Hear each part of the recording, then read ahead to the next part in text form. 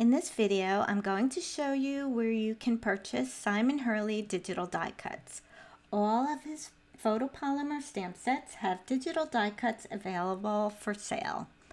So to begin, you go to rangerinc.com and you click on the search tool right here, and then I'm going to search for a stamp set called Bold Bouquet.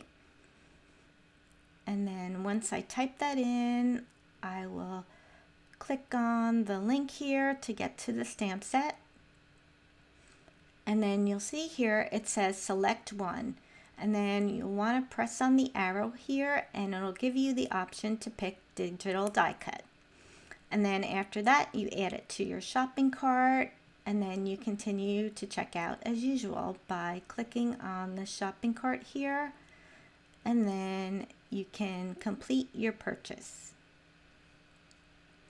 And then once your purchase is completed, you'll receive an email with your order confirmation that looks like this. And then you can scroll down in the email and you'll find where you can download your files.